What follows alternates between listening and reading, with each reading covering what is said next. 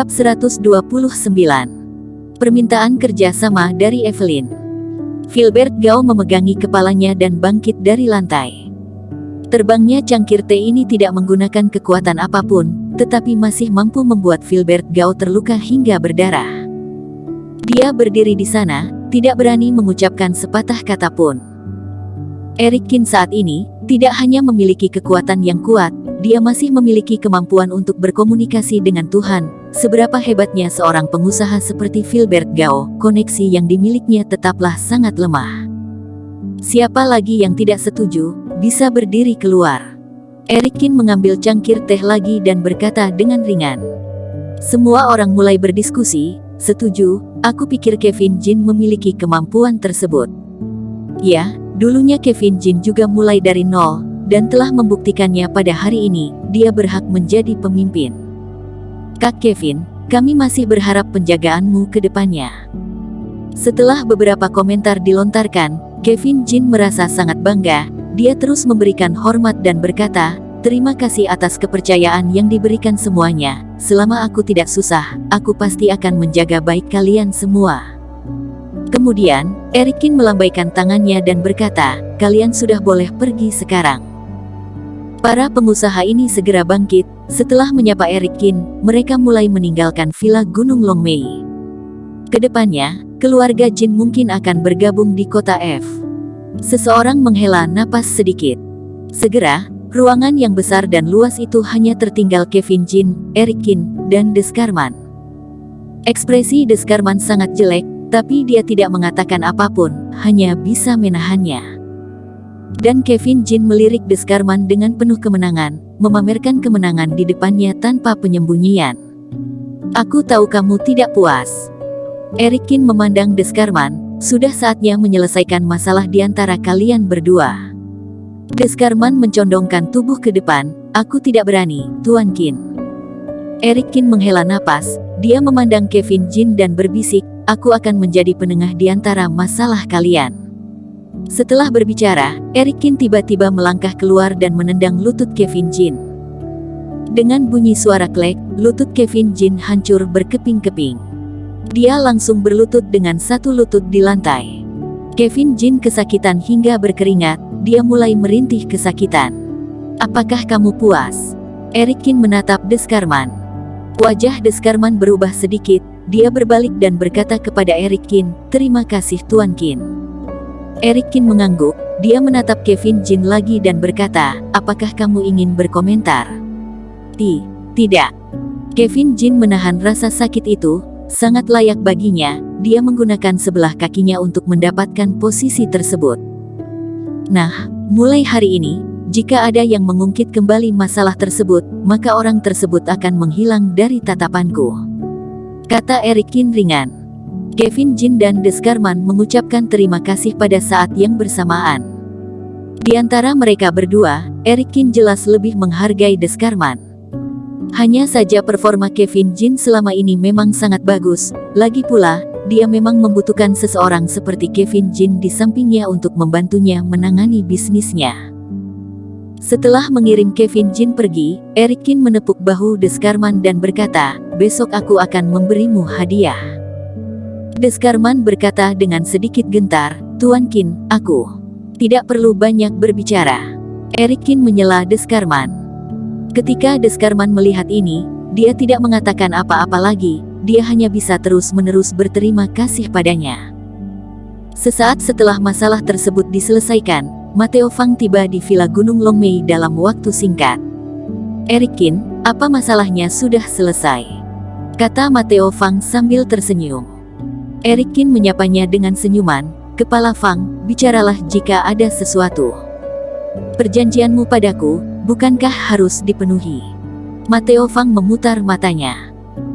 Eric Kin berpikir sejenak dan berkata, aku memang berjanji padamu sebelumnya, tetapi dengan syarat harus mengantarkan Vinola Su ke kantor keamanan. Saat ini Vinola Su tidak pergi, maka kesepakatan di antara kita secara alami tidak berlaku lagi.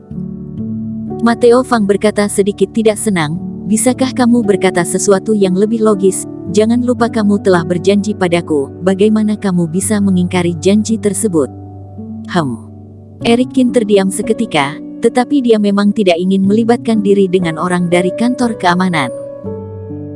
Matteo Fang tersenyum, dia tiba-tiba berkata dengan wajah serius, "Jika aku tidak bisa mempersilakanmu untuk pergi, bagaimana jika Kepala He dari kantor keamanan Provinsi Binzu yang langsung menemuimu, kamu tidak mungkin tidak memberikan muka padanya, kan?" Wajah Eric Qin berubah sedikit, dia mengerutkan kening. "Kepala Fang, apa maksudmu?" Matteo Fang tertawa dan berkata, "Eric Qin, jika kamu bahkan tidak memberikan muka kepada Bos He, maka aku juga tak berdaya lagi." Dia sudah berkata bahwa dia akan datang untuk mengundangmu sendiri. Semua ini membuat Eric Qin merasa kesulitan. Sebagai orang nomor 1 di kantor keamanan pada Provinsi Binzu, status kedudukan Bos He sangatlah tinggi.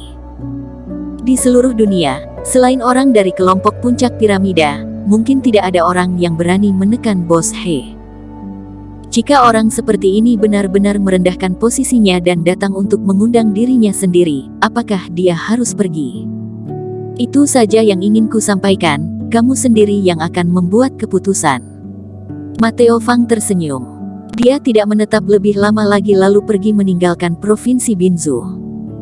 Hanya tinggal kurang dari setengah bulan sebelum Tahun Baru Imlek, banyak anak muda yang bekerja di daerah lain yang mulai kembali ke kampung halaman mereka. Seluruh Provinsi Binzu berubah menjadi semakin ramai. Eric Qin yang dasarnya tidak tahu apa-apa tentang Tahun Baru Imlek, saat ini dia hanya seorang diri, dia tidak tertarik sama sekali dengan festival ini. Semua perhatiannya tertuju pada Raja Obat yang dikatakan Evelyn. Di malam hari, Eric Qin berjuang keras dan menulis serangkaian kata-kata yang sulit untuk dipahami di atas kertas. Saat ini, Evelyn membawa Yudi dan berjalan masuk dari luar. Eric Qin meletakkan pena di tangannya, mengangkat kepalanya dan berkata, "Kamu datang pada waktu yang tepat, kebetulan aku ingin menanyakan sesuatu padamu." "Tentang Raja Obat." Evelyn mengangkat alis. Eric Qin mengangguk dan berkata, "Benar. Apa kamu tertarik juga dengan Raja Obat ini?" Evelyn sebelumnya tidak menganggap Eric Qin sebagai lawan, lagi pula kekuatan Eric Qin saat itu hanya bisa sebanding dengan Yudi.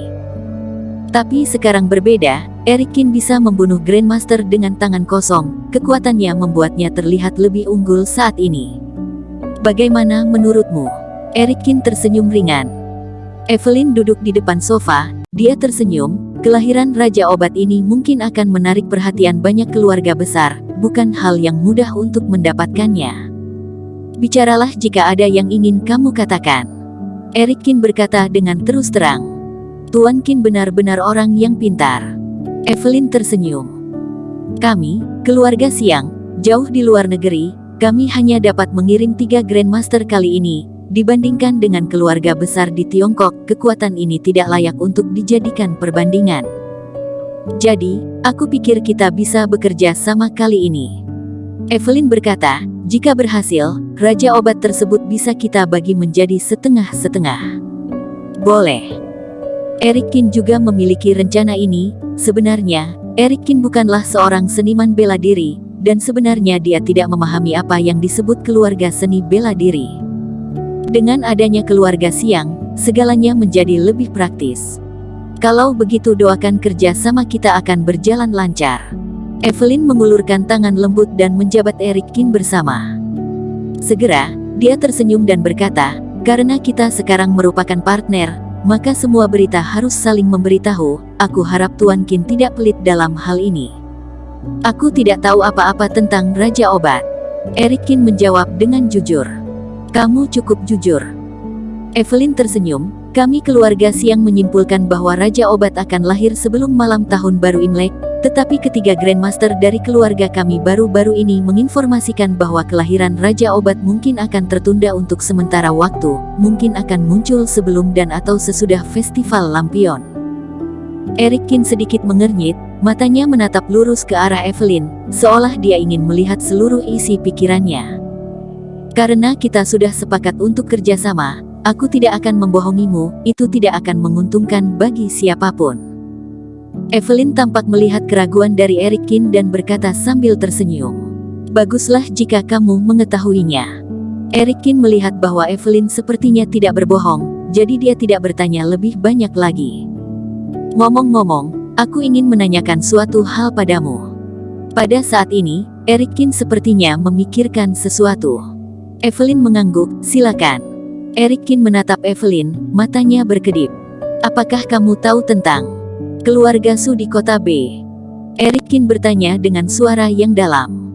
Evelyn terkejut sesaat, lalu tersenyum, apakah kamu ingin tahu tentang keluarga Su?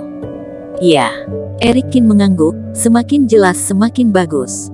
Bersambung. Terima kasih telah menonton video ini sampai akhir. Jangan lupa subscribe dan nantikan kisah episode selanjutnya hanya di Novel Story. Salam.